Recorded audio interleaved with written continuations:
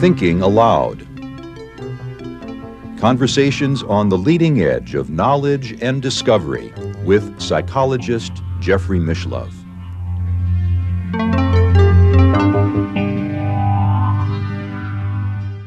Hello and welcome. I'm Jeffrey Mishlove.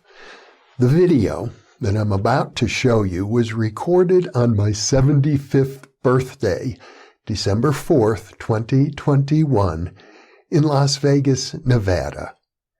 The location is the facility of the Bigelow Aerospace Company, and you will see in the background large objects that are actually inflatable space station components manufactured at this facility.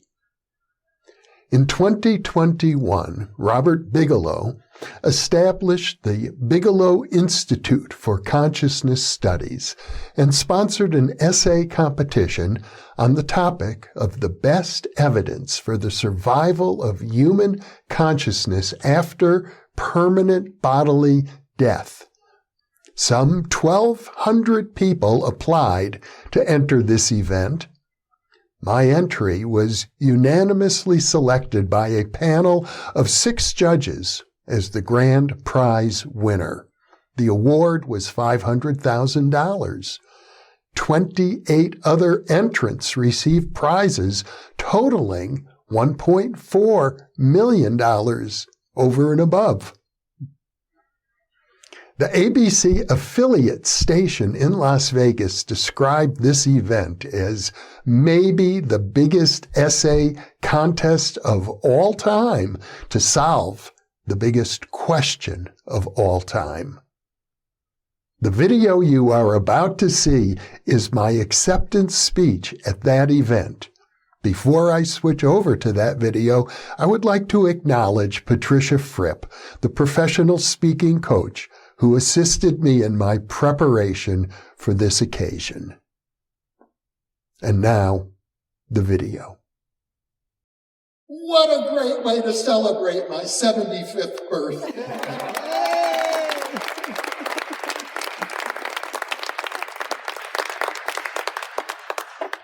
Thank you, Robert Bigelow.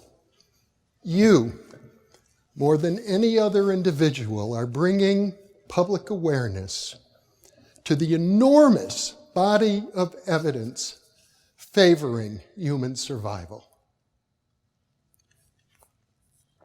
And your contributions financially to the 29 winners is a huge boost to the entire research community.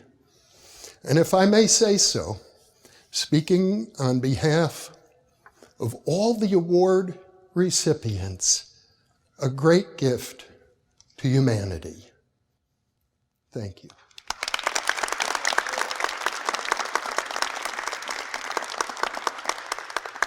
The last time I received an award of any kind was over 20 years ago, and all I got was this little plaque. But I had more hair back then.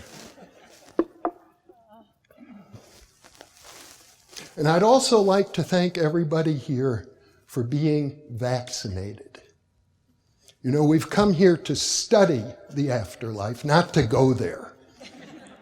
There'll be time enough for that later. If you had known me when I was 25, you would have seen a criminology graduate student volunteering in the psychiatric unit of San Quentin Prison, conducting group therapy sessions with murderers and rapists. Imagine my surprise in March of 1972 when I awakened from a dream, simultaneously crying tears of joy and singing one of the most sacred songs from my religious tradition of Judaism. Little did I know then that that was the moment that led to my destiny of being here with you today on my birthday. my great uncle Harry appeared to me in that dream, and we communicated at a soul-to-soul level. I was so touched. I wrote home immediately to my parents and said, "How's Uncle Harry?" My mother called me right away and said, "How did you know, Jeffrey? That was when he died." You know, there's an old song about World War I. It goes, "How do you keep them down on the farm once they've seen Paris?" How was I to continue conducting psychotherapy sessions at San Quentin Prison after I had had such an intense experience of the afterlife? Against all odds and all advice, I took a step. I created an individual, interdisciplinary doctoral major in parapsychology. And you know, if a young student today were to say, "I'd like to have a career in parapsychology," any knowledgeable person will tell them, get your degree in some conventional field, establish yourself, get tenure, and only then can you begin to explore the parapsychological dimensions of life. So imagine my pride in 1980 when I opened the package and saw my diploma from the University of California at Berkeley. Here it is.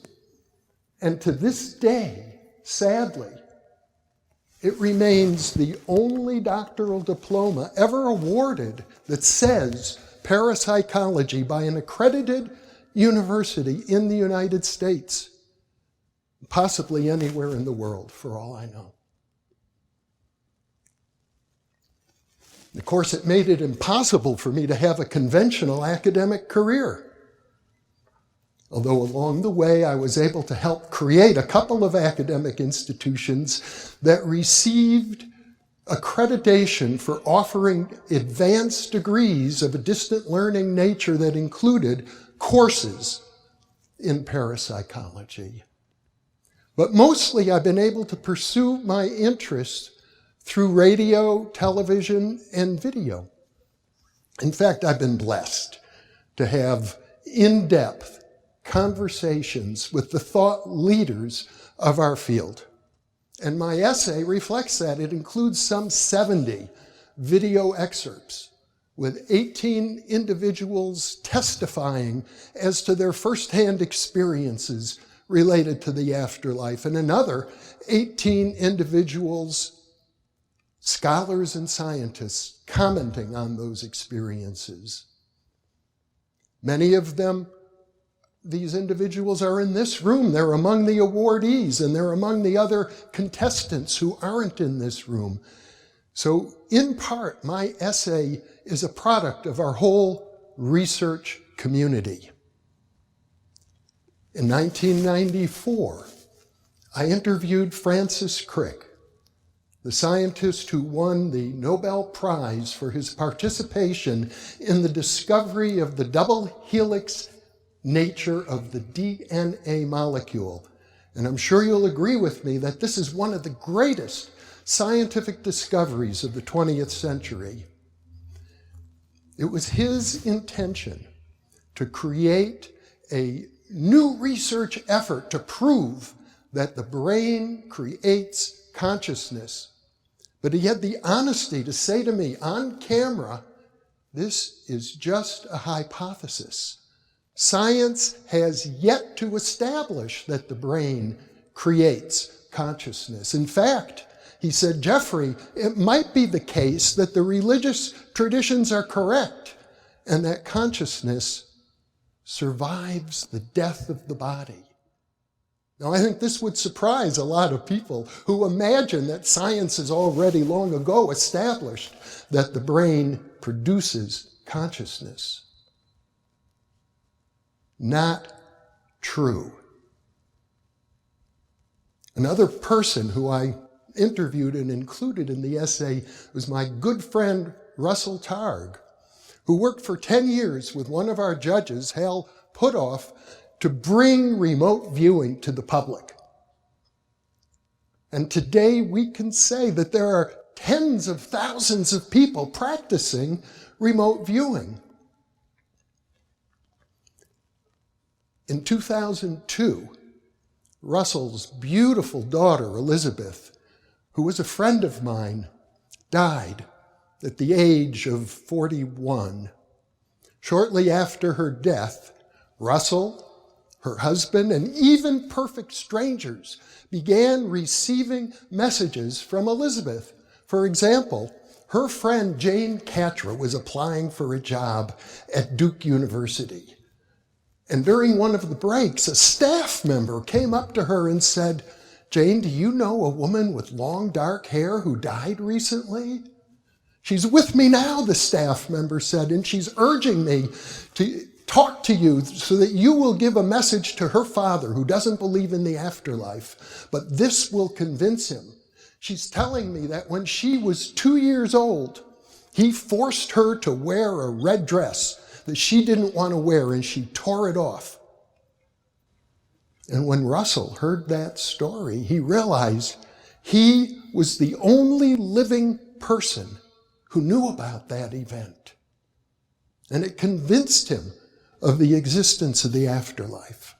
Him, a hard-nosed laser physicist. I also had a communication from Elizabeth.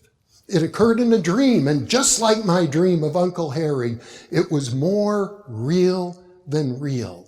And Elizabeth came to me in the dream, and I was so excited and happy to see her. And in the dream, I said, "Elizabeth, how wonderful to see you.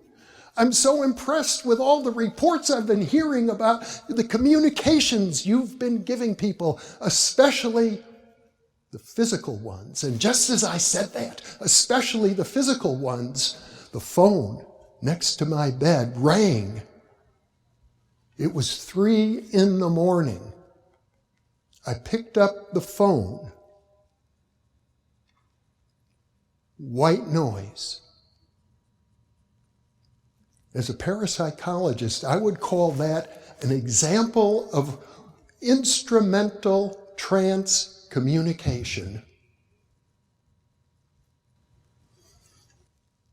Since this award was announced about a month ago, many people have come to me, including Russell Targ, and have said, "Jeffrey, this award is a vindication of the decision you made nearly half a century ago to pursue a doctoral degree in parapsychology against all advice." And it's true. But the real question is, why are we, the award recipients here, so many intelligent, well-educated people willing to risk our careers to study the afterlife? For me, the answer is simple. It's about self-knowledge. Knowledge of the afterlife is knowledge of human consciousness. And to the extent that the human civilization ignores this area of research, we are lacking in self-knowledge. And this gap in our understanding is a woeful, sorry gap. And let me take it one step further. Robert Bigelow has suggested that I might comment on where I think all this interest in the afterlife is leading. Here is my opinion. If the human race is to enter the community of civilizations in this galaxy, for example, capable of interstellar space travel, we have to understand hyperspace. And that means the relationships between hyperspace and consciousness. And that means understanding the afterlife. And if you're listening, Bill Gates, Melinda Gates, Jeff Bezos, Mackenzie Scott, Richard Branson, Elon Musk, and other billionaires, especially those who are interested in exploring outer space. And I hope you're listening. I urge you to follow the example of Robert Bigelow and contribute a portion of your vast wealth to the exploration of inner space and the far reaches of consciousness. Thank you. Thank you.